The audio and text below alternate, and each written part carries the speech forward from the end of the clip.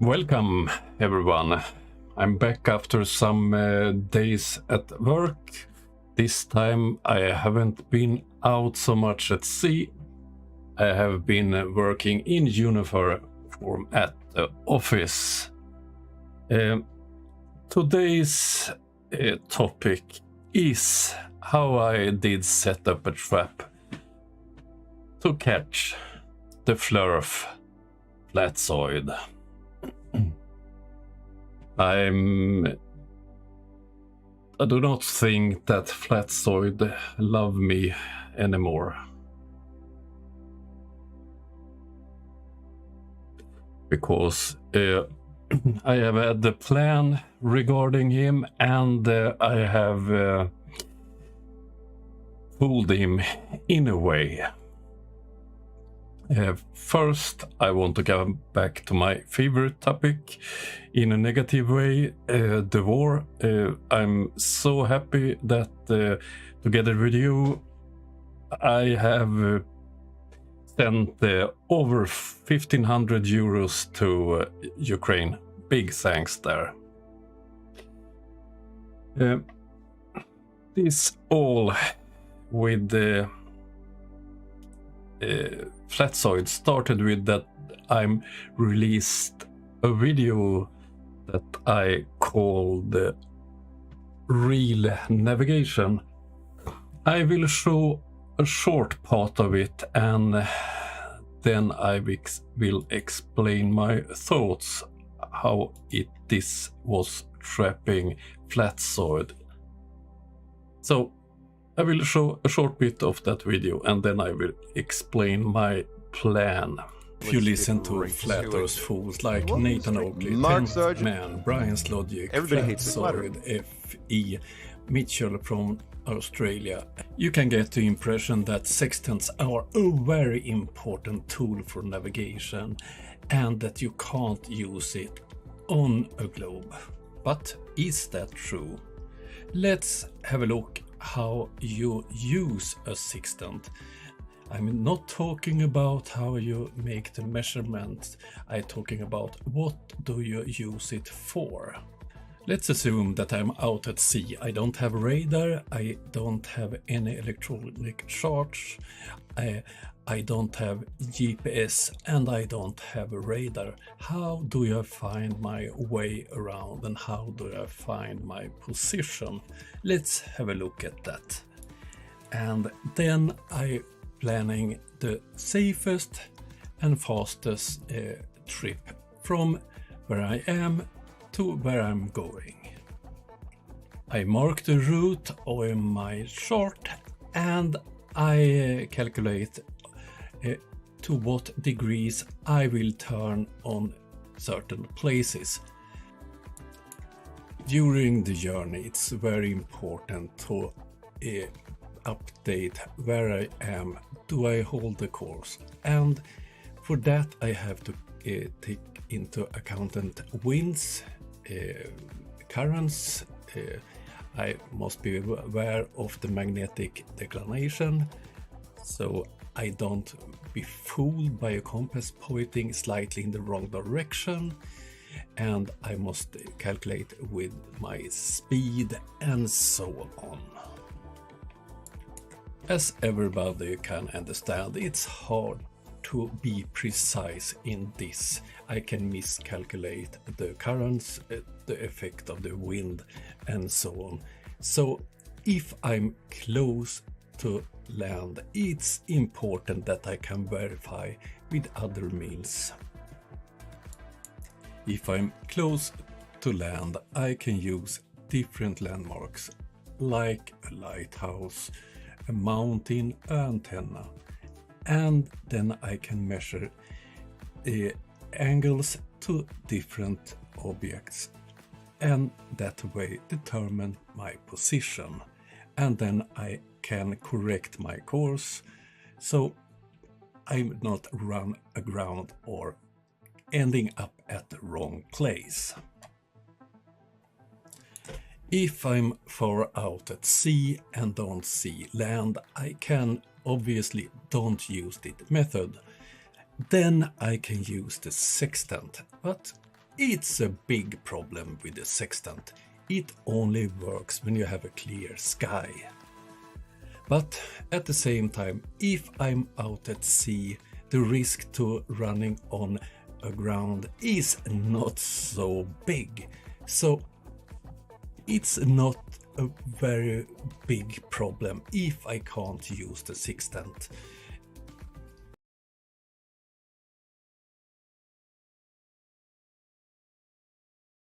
Okay, that was apart from that video.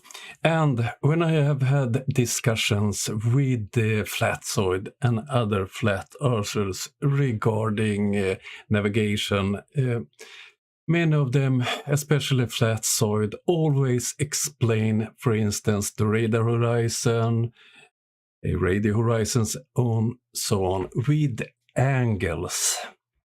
And in this video I showed, I did have a trap for him, because when I explained how I work when I will find my location, I talked about angles to objects like lighthouses and so on. And Flatzoid took the bait and took that as a proof of a flat earth, because he thought that to take these angles to lighthouses, mountains and so on, you need a flat plane. And that's plain stupid. It have nothing to do with the shape of the earth. The only important thing is that I can see them. If I don't have a radar, I have to visually be able to see them, or with the radar I also can make this measure the angles and in that way determine my location.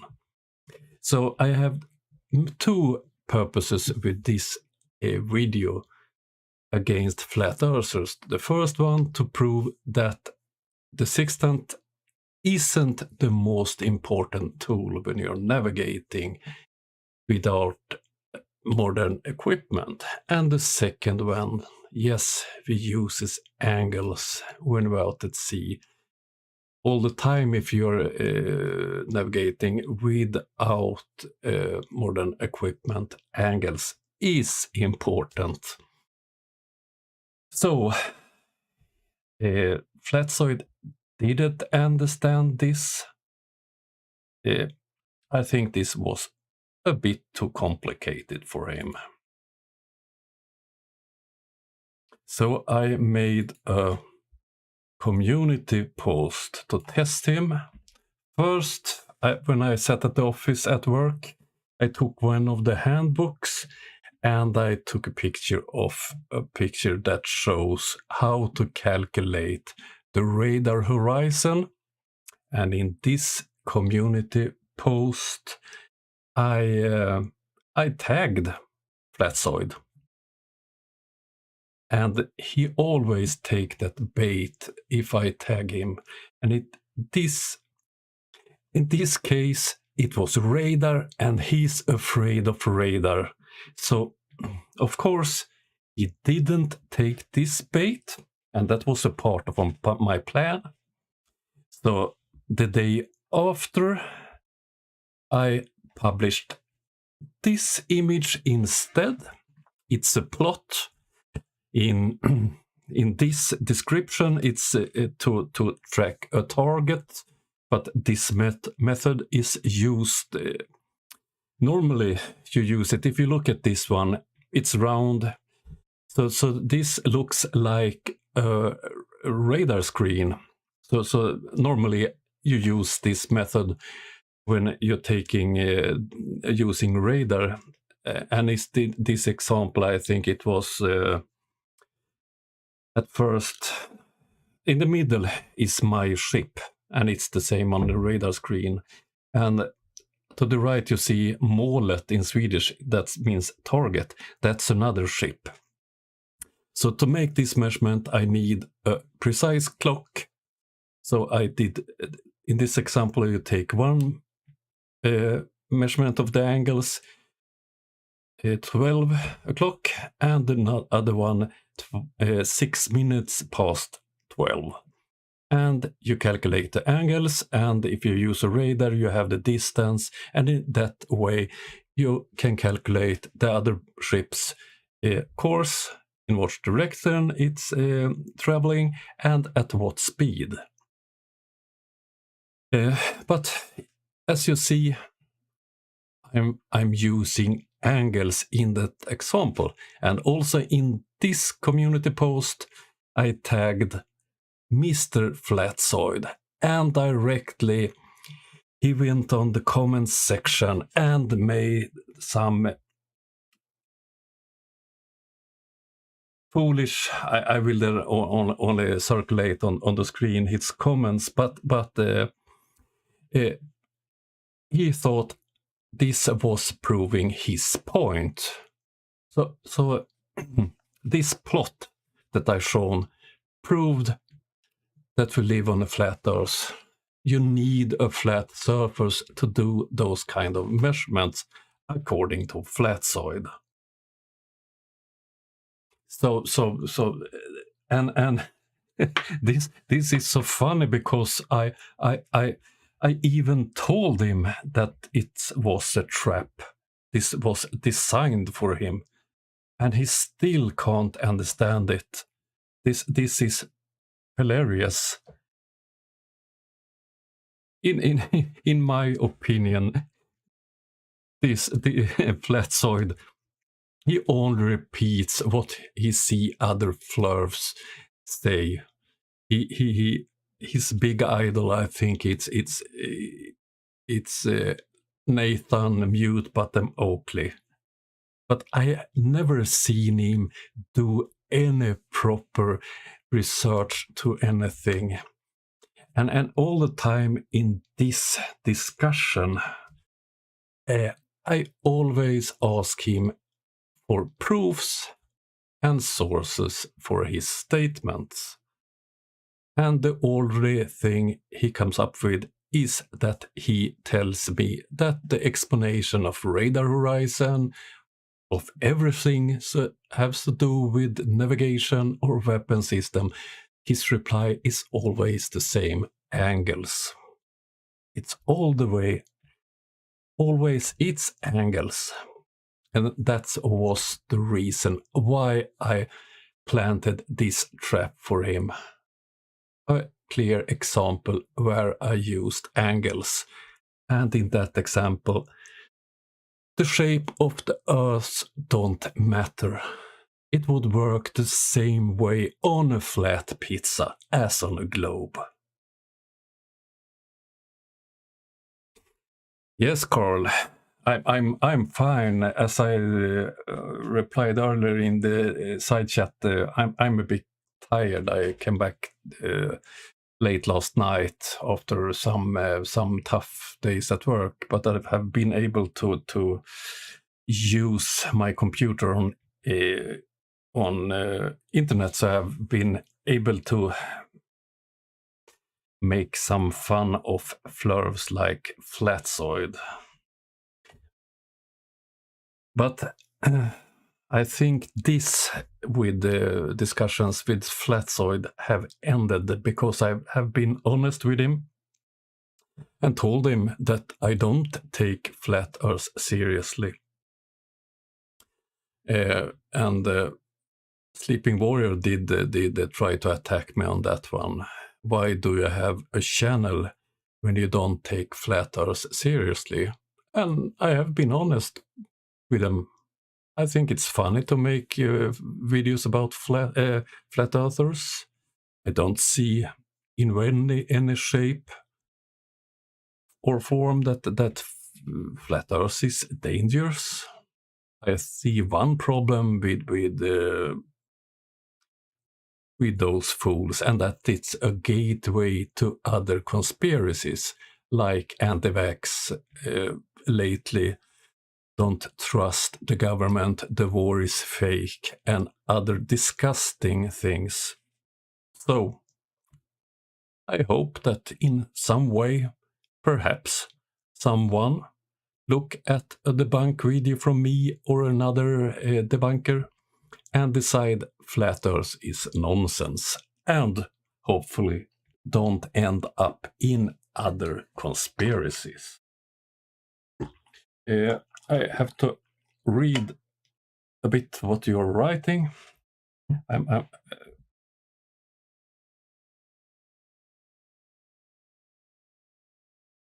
So I saw that Dog Walker talked about one thing. I will show what's my next video will be. Wait a moment. This is a part of my video that I didn't have time to finish last week. I will post it tomorrow, and it's about a topic that is it's about the GPS jamming and spoofing. I think it was Dog Walker that mentioned it in the side chat. I will finish this video this afternoon and publish it this time tomorrow. And this is, of course, a part of electronic warfare. So it causes some problems. So I will talk a bit about that. It's perhaps not a typical flat Earth topic, beside the fact that they think that GPS satellites are balloons, buoys, and antennas.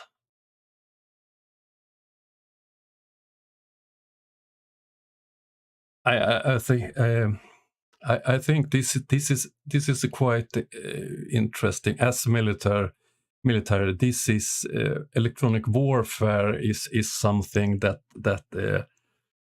is not tested so much. You have radar jamming, you have equipment to try to block radio communication. Big effort to listen in to the enemy's radio traffic, track down locations of radio broadcasts on where radar is located, and so on. So this with the electronic warfare is big. Another part that it's big, that in this what can happen in this kind of warfare when you are trying to disturb societies. For instance, hacker attacks against the bank system, our ability to use our credit cards, attacks on internet banks, and so on. That's also a part of this. But that's tomorrow's video: GPS jamming and spoofing. I also did post some videos this weekend that I have had lying around that I haven't spent so much time on. One of those was this one. Mark Sargent. Everybody hates it. Flat Earth. Flat Earth. I hate it. Flat Earth. I hate it. Everybody hates it. Flat Earth. Shoot Flat Earth down. Everyone knows about Flat Earth and everybody hates it. Flat Earth, biggest mistake ever. Shoot Flat Earth down. Yes, I did get the comment that it was pure quality and not funny, and I'm well aware that my videos and my broadcast don't have a professional quality, and that's a decision I made. If I would make professional quality on my productions for this channel, it would take much more time and wouldn't be as funny for me to do, because besides being a military, I work with filming, with photography and so on. Normally, when it's not a war in the world, it's 50-50 between my military work and my civilian work as a photographer and filmmaker. And so I have the professional skill to make much better productions, but then I would spend much more time on it. It wouldn't be as fun. And to be frank, I don't think I would bother, because now I make a quick video on a topic that I think is interesting. I don't spend so much time on it. I try to make a quite decent video about it. But I don't rig a studio with the great sound. I have professional camera equipment to film, but I'm too lazy to set up a studio with lighting and so on. So you will see all me in all of my beauty. But that's a decision I've made. So what you see is what you get, and I think this is for me a perfect level of my productions. And if we talk money-wise, normally when I don't send money to Ukraine, I think with super chats, memberships and ads, I think I get in 50 euros per month on the channel. That's about what I take for 20 minutes work for a big television production. So I'm not in it for money. I'm into the fun of it, and to meet nice people as yourself. That's the main purpose with the channel. Not to make money. Not one purpose, making fun of flat earthers. Thank you, Carl. Yes, I try to have a certain style on my videos, but I it's many YouTubers that put in much more effort in their videos than I do.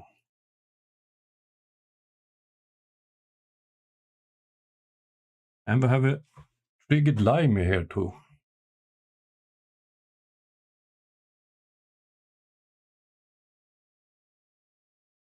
So back to Flatzoid, I don't think Flatzoid will take any more baits from me and go in traps before. I would be quite surprised.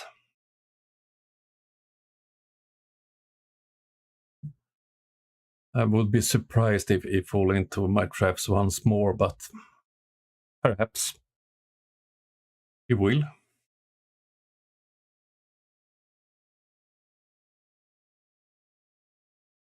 Yes, Dogwalker, I miss GM Truth.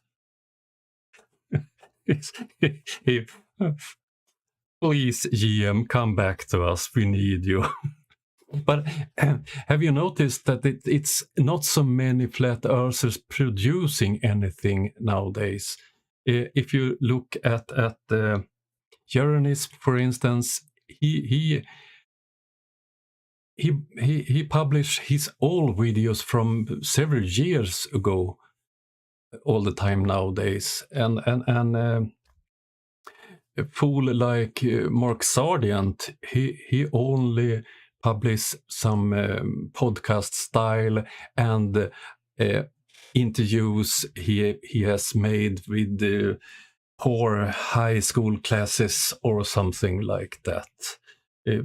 So it's getting harder to get good material, and fools like Brain's Logic, it's only about astronomical navigation, a subject that he's so damn bad at. He have no clue at all.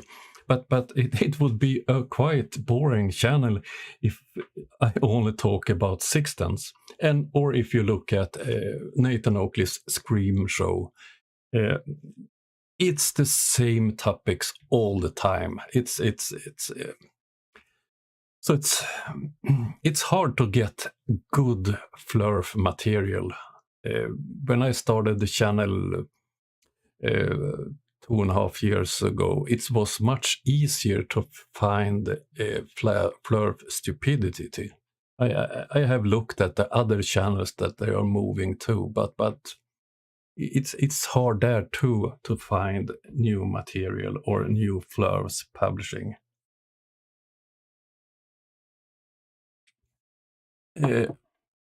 Yes, I agree with you, Carla. I think Flat Earth is slowly dying. If you look at one of my favorite from the past to make fun of was Sleeping Warrior. After he got his channel deleted, he started a new one, and I think he has 600-700 subscribers, and he rarely publish anything.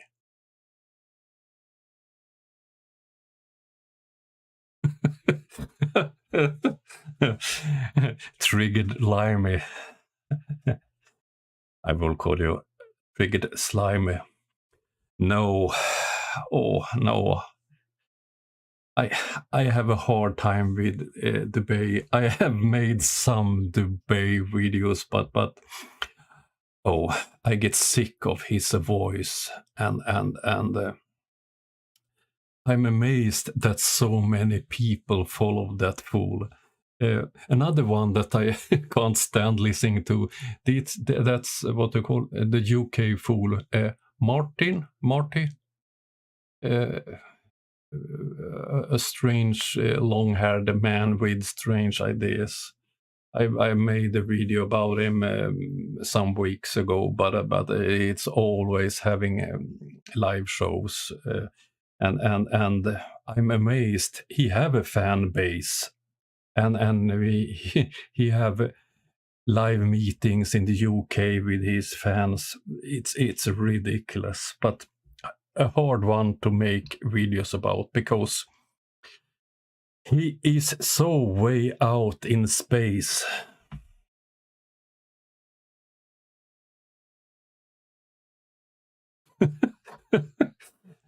Speed it up. Not a bad idea.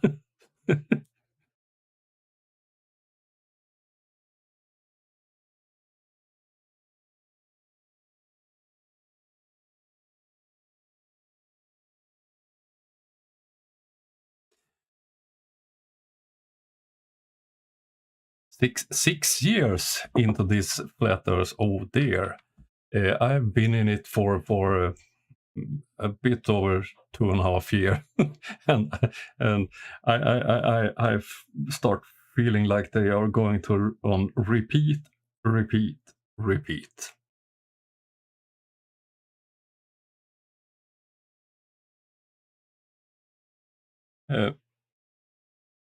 What?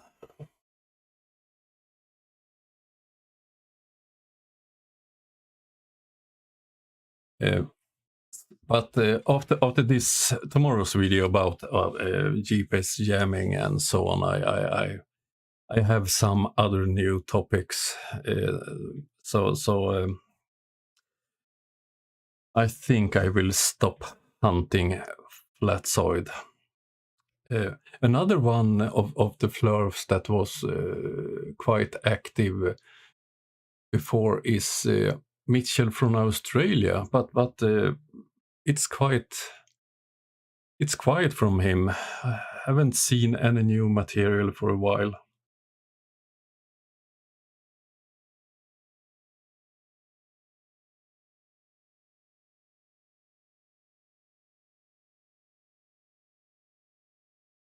But Triggered Limey, I have a hard time with some of the topics. I have no interest in Karens, and I have no interest in those fools in US that thinks about what the laws in the country says. They who goes to post office filming and are upset when uh, um, someone tells them to turn off the camera. I can't manage to make videos about those fools. They are it's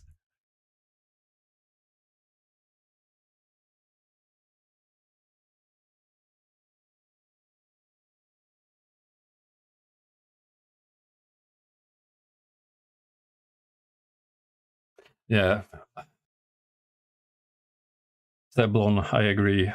That's really nothing new on flat earth. It's the same all the time.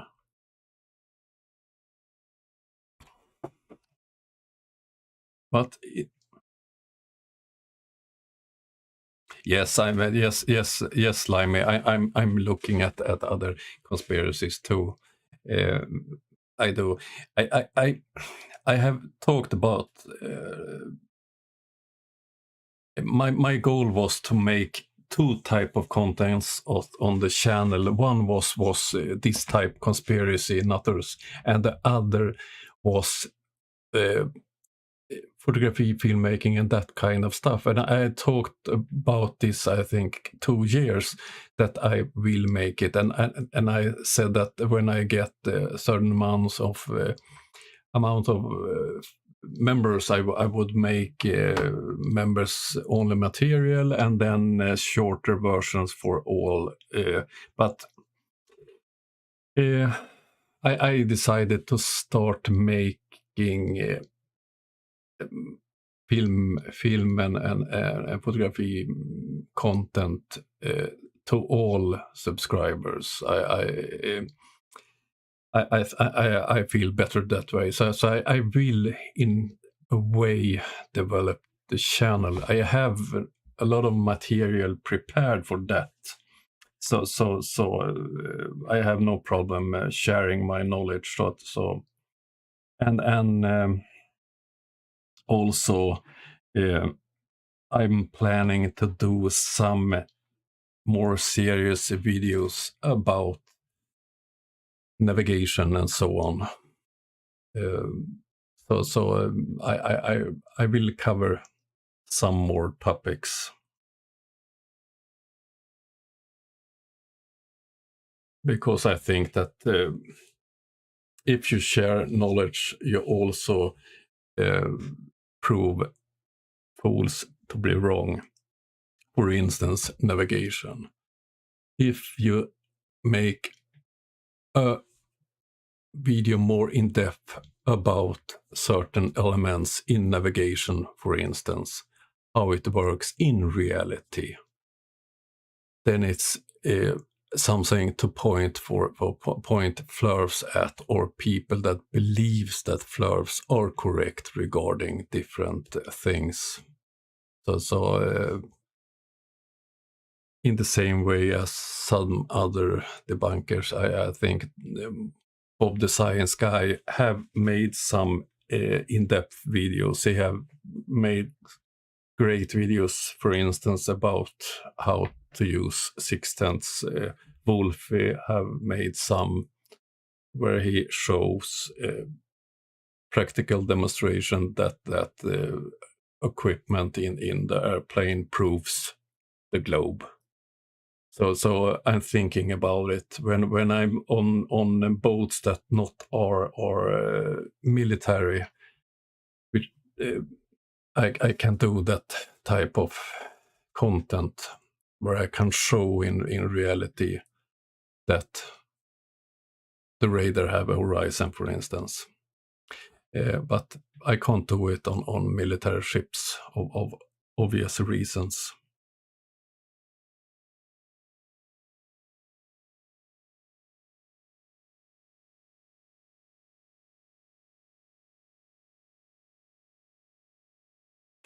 You can't handle being or being seasick, Carl, or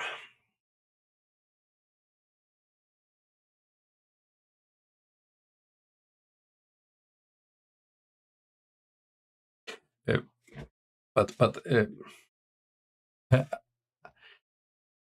I have been seasick 2 times in smaller ships or boats when I was the one driving it. Uh, one one example was when I have worked a lot as in charge on certain rescue vessels. So it's civilian ships. It was a 12-meter long rescue boat, and we have exercise with a search and rescue helicopter, and it was quite windy. I think it blew 15 second meters or something like that, and it was waves, perhaps 1 meter waves and so on. So we did have a winch. Do you call it a winch exercise? A winch. On this type of helicopters, you have a wire and a winch, and you send down a rescue swimmer. So the exercise was this. First, I was driving in a straight line with our boat in 10 knots, and the helicopter flew in over us and hold the same speed, sent down the rescue diver to our boat and took one of my crew members and winched him up to the helicopter and winched him down, and we repeated that type of exercise sometimes. That was no problem, and then we put in a rescue boat, what do you call it, an inflatable that you have on boats. Okay, we put one of those in the water. I put in 2 of my crew members in it, and they was winched up in the helicopter. So what's great so far. Then the helicopter decided that my vessel was in need of help. So I put the motor in idle and was drifting in the wave and the winds, and my vessel weighed about 8 tons, I think. But the helicopter was able to push my boat, so stop it rotating and so on. So the rescue steamer could come on board. And so I didn't have any chance to know in which direction my boat was moving, or the waves, or anything. So it was like being in a merry-go-round. I mean, did this exercise several times, and after a while, the pilot on the helicopter called me up on the radio and asked, "Shall we go further out to sea with bigger waves?" And then I was green in my face. I was so damn seasick.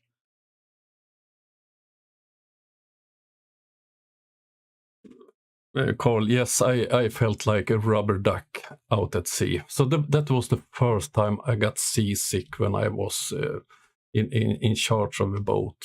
And the other one was in September last year, when I worked with this television production with the SIS soldier thing. I was collecting those fast aluminium boats that I showed, and it was I was collecting them in a city about 130 kilometers from where they would be used, and I have looked at the weather report. So me and a colleague was collecting 2 of those, and we did know that a storm was approaching, but it should come at night. So we started our journey sometime before lunchtime. and the journey would take about 1.5 hours or something like that. And we came out from harbor. We were met by a light storm and waves building up in the nose for us, and it ended up at that journey took us almost 5 hours, and and the waves was, for those small boats, was hilarious, and in the middle of this I got seasick. I was alone on the boat and I was seasick. So this is the 2 times I've been seasick on when I'm been in charge on a boat.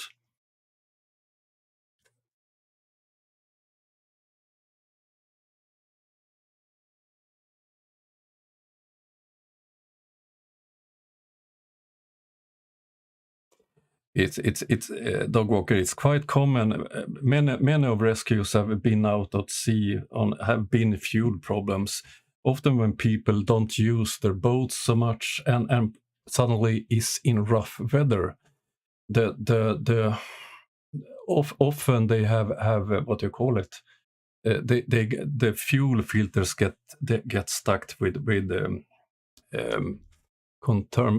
do you call it? Often in a tank you get things lying in the bottom of the tank, and in normal circumstances it's no problem, but it's, if you get out in rougher sea, it tumbles around in the tank, and then the clog, it's stop the oil, the fuel filters to work.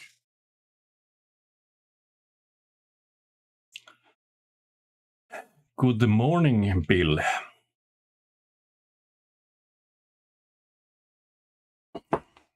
Bill, have you ever been seasick?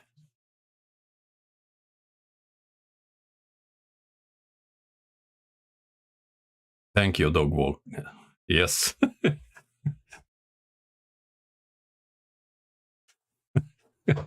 Oh. Don't ask a Sweden technical issues in English.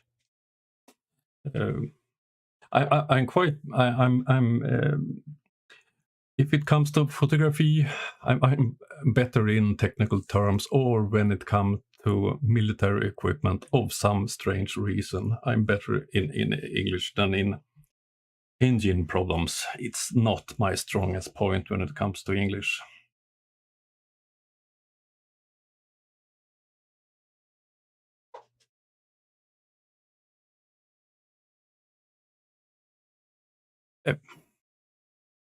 But it's Bill. I think it's on bigger vessels. When I work on bigger vessels, I have no problem with seasickness. But on boats in the range from 7 to 12 meters and so on, I have a problem. I also work a lot with the combat boat, the Swedish combat boats. They are 16 meters, but they are quite heavy, and that's also not a problem. But with lighter boats, I can have a bit problem sometimes, how they are moving in bigger waves and so on.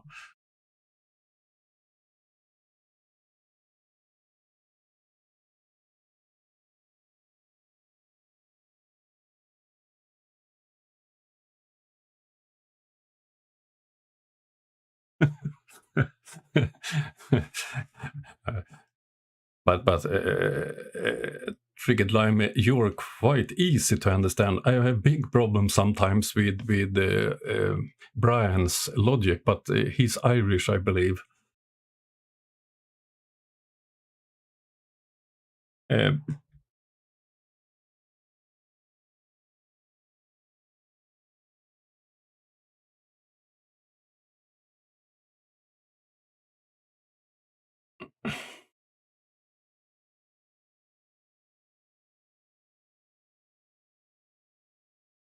As a child, I got seasick on a boat from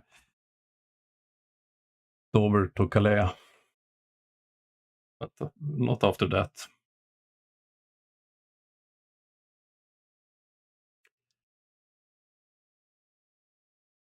Okay.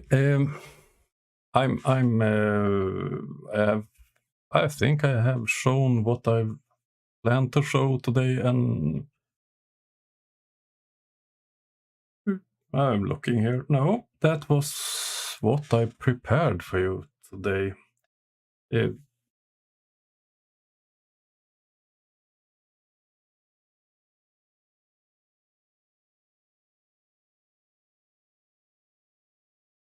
Um, yes, Limey.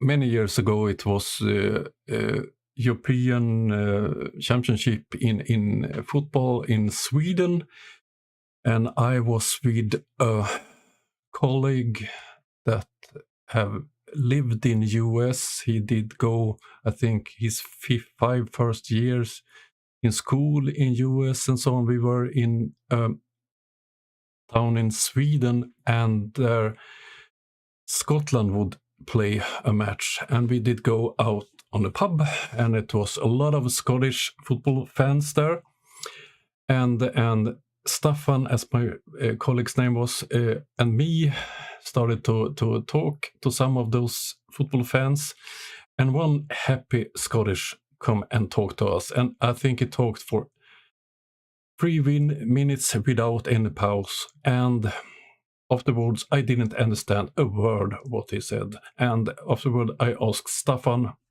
if he did understand anything, and he didn't either understand a word of what this drunk Scottish football supporter did say.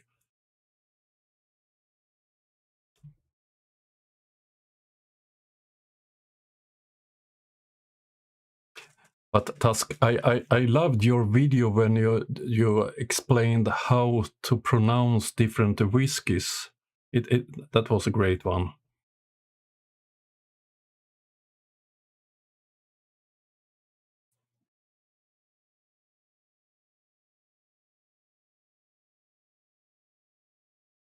But I tried to order a whiskey on a bar using Tusk's pronunciation of it, and they didn't understand me.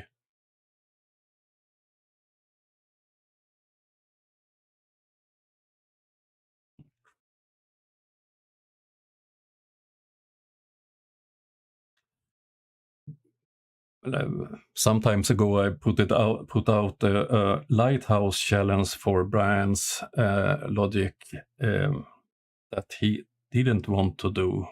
I wonder why.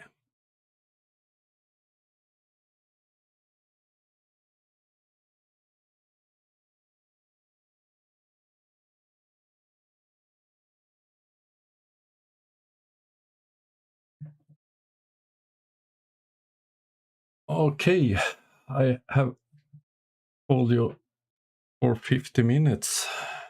I think I will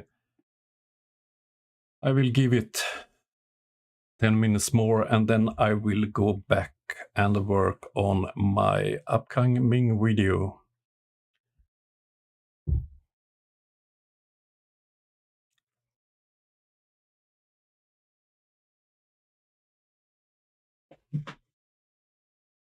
Hello, Timo.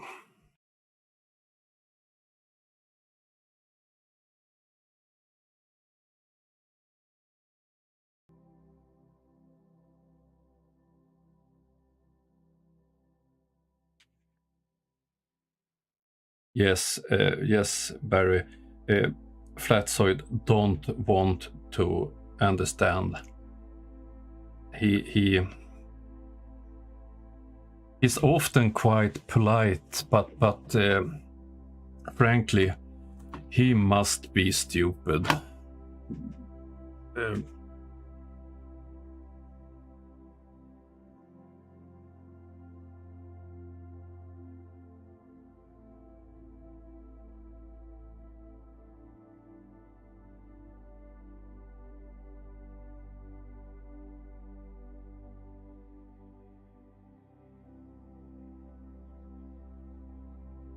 So I will have a live more in the end of the week. I'm haven't decided which the best time is to have them.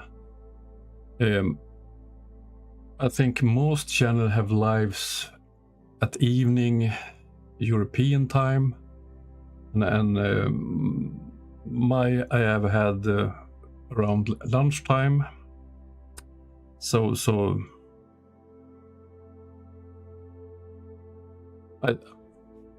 I think I will have my next this time of day, because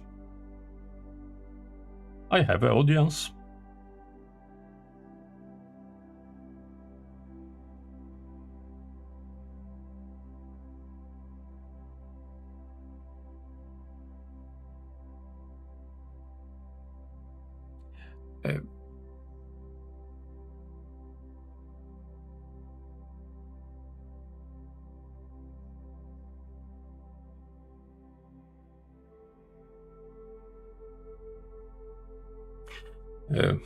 Sorry, I did get a message, SMS, that I had to reply on it.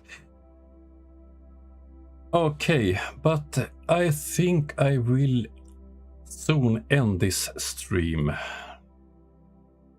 and concentrate on my next video that will be released tomorrow, 11 UTC, and in the end of the week I will be back with a live. So once again, thank you all who were helped with the memberships, helped with the super chats, and watching my videos. All ad avenues, all earnings on the channel goes to Ukraine, and I will continue doing this as long as Putin is terrorizing Ukraine. I will continue sending money to them and sending all earnings to them.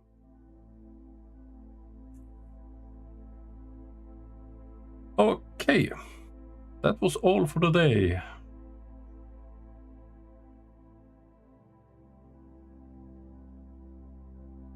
The bear trap.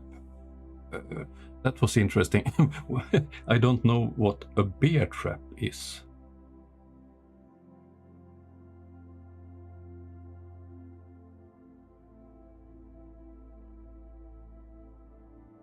Oh, welcome, Multi-Tom-Tom. So everyone is interested in flat Earth, according to Multi-Tom-Tom. Okay, I hope you have a great day all. Thank you, and see you soon.